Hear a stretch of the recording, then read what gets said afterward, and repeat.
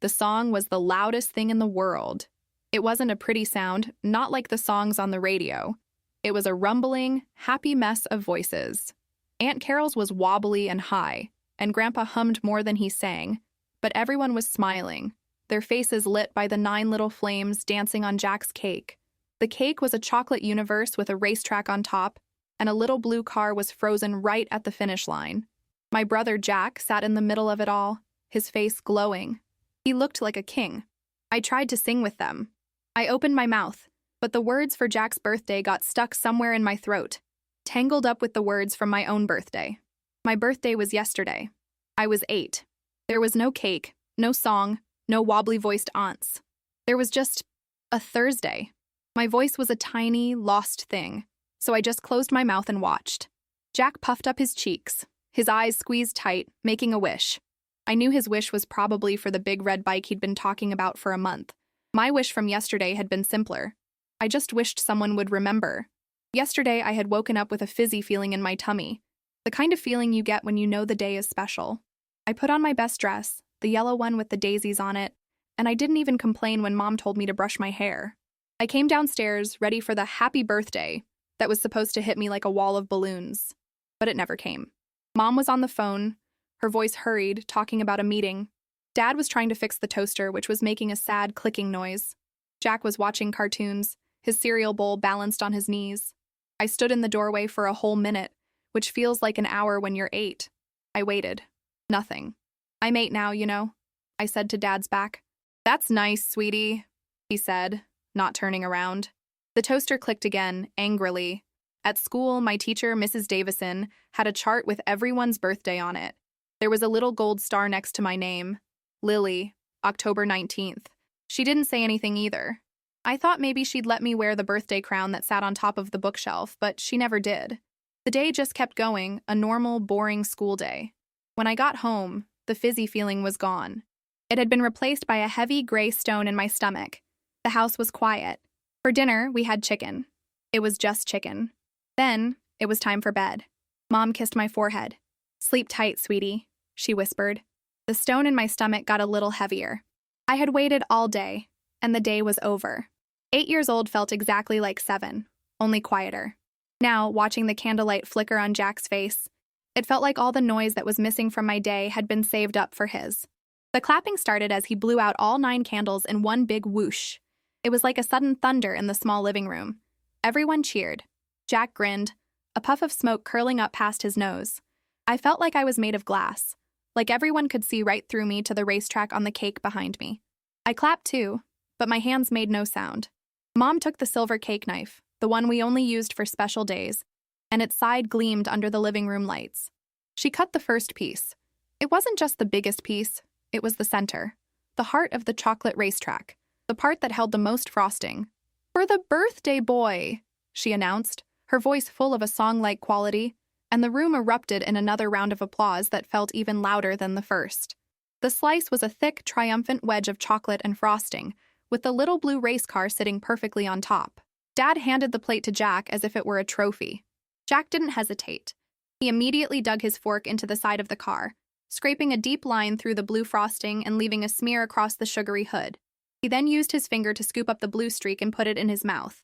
Aunt Carol laughed and said, "That's a boy who loves his cake." Nobody told him not to play with his food. Today, he could do anything. The rest of the cake was sliced up and passed around on paper plates. The plates had superheroes on them, all bright reds and yellows and blues. I got a plate with a picture of a hero mid-punch, his face twisted in a silent yell. My piece of cake was from the corner, a little squished where it had been pressed against the side of the box. It was still cake, and the chocolate was rich, but it felt different eating it. Every bite tasted like Jack's birthday. It tasted like loud voices and happy clapping and the promise of a big red bike. It didn't taste like mine at all. Yesterday didn't have a taste. It was just air. I took a small, careful bite, trying not to get any frosting on my face, and let the sweetness melt on my tongue. I looked for my mom. She was laughing at something Grandpa said, her head tilted back and her hand resting on his arm. Her smile was so big and bright, it lit up her whole face. I wanted to walk over to her, to feel the familiar texture of her jeans as I leaned against her leg. I imagined tugging on her sleeve, and when she looked down, I would whisper, "It was my birthday yesterday." I played it out in my head like a little movie. Her smile would vanish. It would be replaced by the oh no face she made when she dropped a glass or burned the toast. Her eyes would get wide, and then maybe they would get shiny with water. She would pull me into a hug so tight it would be hard to breathe, and she would say, "Oh, sweetie. Oh, Lily. I'm so sorry." The thought of her being that sad made my own eyes feel prickly. I wasn't sure I wanted to be the reason her big, bright smile went away. So I stayed where I was. Instead, I watched Dad. He was filming everything with his phone, creating the movie of Jack's 9th birthday. He walked around the room, a director on a set. "Say hi to the camera, Jack," he said, zooming in on Jack's frosting-covered face. "Wave to your future self," he called out to a cousin. Then he panned across the smiling faces, the plates of cake, the colorful presents stacked on the table. "This," he said, his voice booming with importance, "is a day we will always want to remember." The heavy gray stone in my stomach rolled over, pressing all the air out of my lungs. A day to remember. Was yesterday a day to forget? I didn't think so. I remembered it perfectly. I remembered the exact pattern of the daisies on my yellow dress. I remembered the sad, angry clicks of the broken toaster. I remembered the gold star next to my name on the classroom wall. A tiny, silent secret. I remembered the taste of plain, boring chicken and the weight of my blanket when I got into bed. I remembered it all. I carefully finished my small piece of cake and put the superhero plate on a nearby table. The hero was still punching, forever stuck in his angry moment. Quietly, I slid off my chair. The noise of the party seemed to swell behind me as I walked to the edge of the room, near the big window that looked out onto the dark front yard.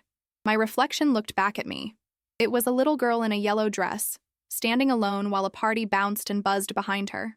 Her face was smudged with chocolate, but her eyes were wide and sad. For a second, I didn't recognize her. Then I realized it was me. I stepped closer and pressed my forehead against the cool glass. Outside, the world was dark and silent. A single street lamp cast a lonely circle of light on the empty sidewalk. For the first time all day, it felt like something in the world was as quiet and lonely as I was. It understood. The rustling sound started, and it pulled me away from the window. It was the sound of wrapping paper. Dad had dragged the big black trash bag into the middle of the room and announced, "It's present time." Jack abandoned his half-eaten cake and scrambled over to the mountain of gifts. It really was a mountain. There were big boxes and small boxes, some wrapped in shiny paper with cartoon characters, others in fancy paper with ribbons and bows. They were all for him. He started with the biggest one, a long flat box from Grandpa. Jack tore at the paper with a focused energy, ripping big gashes in it until the picture underneath was revealed. It was the red bike. Of course it was the red bike. Jack yelled, "Yes, yes, I knew it!" and jumped up and down. Dad's phone was right there, capturing the moment. "A future Tour de France winner!" he shouted over the noise. One by one, Jack opened the rest. A new Lego set with a spaceship, a remote control car, a superhero costume with fake muscles. With every gift he opened, the pile of crumpled paper around him grew. I watched him, and I didn't feel angry. I didn't feel jealous. I just felt empty. It was like watching a movie of a life that was supposed to be mine, but the filmmakers had hired a different actor. I thought about yesterday. I hadn't wanted a mountain of presents. I would have been happy with just one, a small one, a new book, or a set of colored pencils, something wrapped in paper that I could tear open, something that said, "This is your day. We see you." The heavy gray stone in my stomach seemed to have grown. It wasn't just in my stomach anymore. It felt like it was in my chest, making it hard to take a full breath. I backed away from the commotion, slipping past Aunt Carol, who was trying to help clean up the wrapping paper.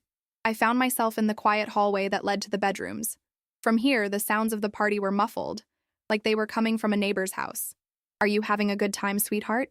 The voice was soft, and it made me jump. It was my grandma. She had followed me into the hall. Her face was kind, her eyes crinkled at the corners. She wasn't holding a phone or a piece of cake. She was just looking at me. This was it.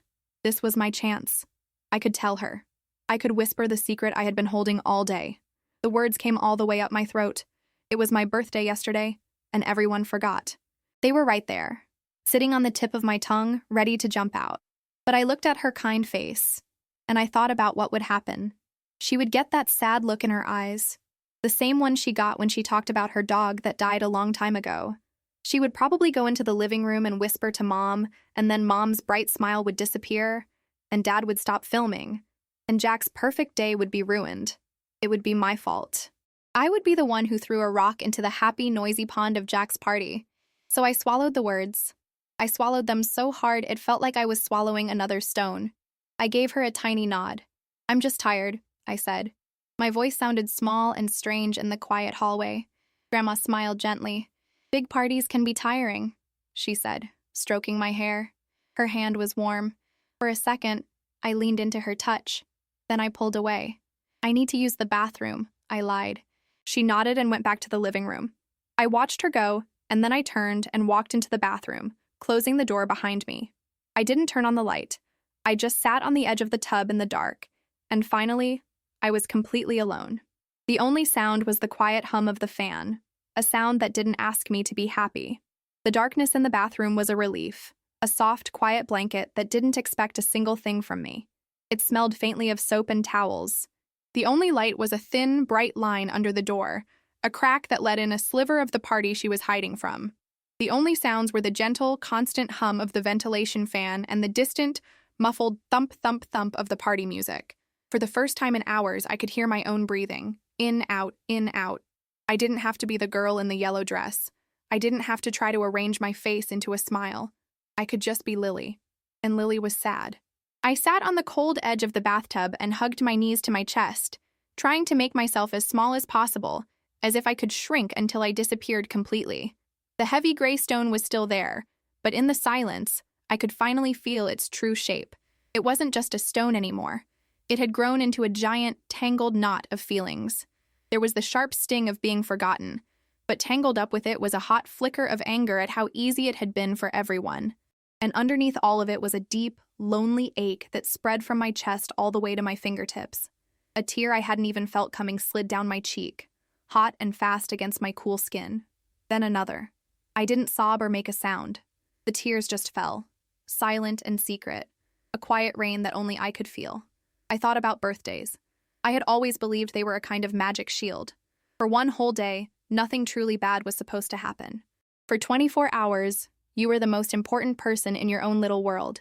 My shield for yesterday must have been made of glass, and it had shattered before the sun even came up. Jack's shield seemed to be made of solid gold, so shiny that it blinded everyone else. A sudden loud burst of laughter came from the living room, so forceful it seemed to seep right through the door and the walls. It sounded like it was from another planet, a place where no one ever felt like a ghost. I felt 1,000,000 miles away from all of them. I wondered if a single person had noticed I was gone. Had Mom looked around for the yellow dress in the crowd? Had Dad panned his camera across the room and found an empty space where I was supposed to be standing? Or was the party so bright, the music so loud, the joy so big, that my small, quiet absence didn't even leave a hole?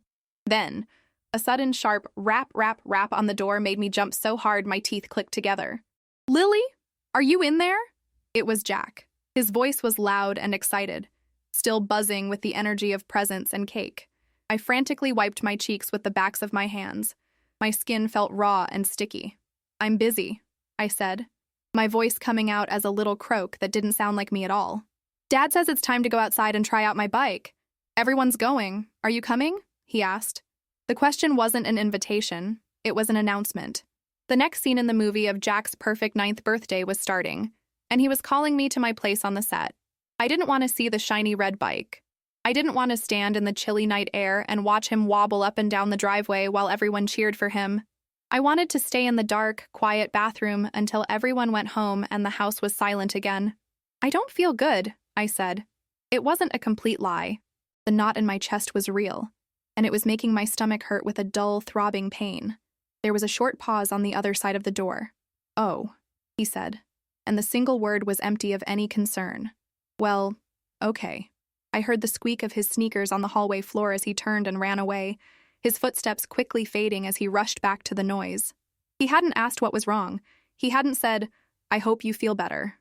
He just had a bike to ride, and I was an obstacle he had already passed. The knot tightened until it was hard to breathe. He wasn't being mean. I knew that. He was a 9-year-old boy on the best day of his year. But it still hurt. It hurt that my sadness was so easy to ignore. It hurt that I was so easy to leave behind. I knew I couldn't stay in the bathroom forever. Eventually, the movie outside would end and Mom or Dad would come looking for me. They would have their worried faces on, and that would create a different kind of problem, one that would make me feel even worse. Slowly, my legs stiff, I stood up. I felt my way to the sink and turned the cold water tap. The gush of water was loud in the small room. I cupped my hands and splashed the icy water on my face again and again, the shock of it a small punishment. I was washing away the tears, erasing the evidence. I was putting my mask back on. In the dim light filtering under the door, I caught my reflection in the mirror. A pale face with dark, wide eyes that looked like a stranger's. My yellow dress, the one I had chosen to be my birthday armor, looked faded and wrong. Taking a deep, shaky breath, like a diver about to go underwater, I turned the lock. I opened the door and forced myself to step out, back into a wall of sound and light that felt like it was going to knock me over. Stepping out of the hallway was like stepping onto a stage after the play was already over. The living room was almost empty. The mountain of presents had been reduced to a messy pile of torn paper and empty boxes, and half-eaten slices of cake lay abandoned on superhero plates. The real show had moved outside. The sliding glass door stood open, and a wave of chilly night air flowed into the house, carrying the sounds of excited voices with it. I walked towards the light, my feet moving slowly as if they were dragging weights. The backyard was dark, but the big porch light cast a bright, theatrical circle of light on the patio.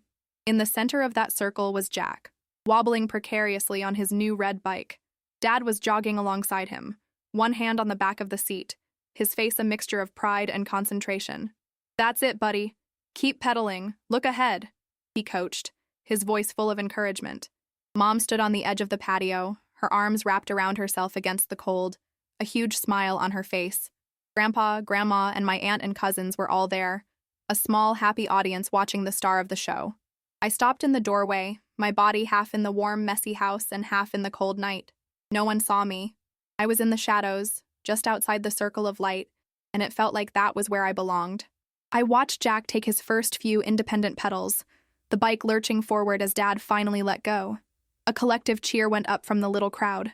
Jack was beaming, his face a perfect picture of pure joy. And in that moment, watching him, the knot in my chest pulled so tight it stole my breath. It wasn't fair. It wasn't just about the forgotten birthday anymore. It was about being invisible. It was about standing in the shadows while my whole family stood in the light, celebrating a joy I couldn't feel. The silent tears started again, and this time I didn't try to stop them. They were hot on my cold cheeks. I wanted to turn around and run back to the dark bathroom, back to my quiet solitude, but I didn't. I just stood there, frozen, until a figure detached itself from the cheering group and walked towards me. It was Dad. He had stopped filming. His phone was finally in his pocket. "Hey, kiddo," he said, his voice softer now that he wasn't directing the party.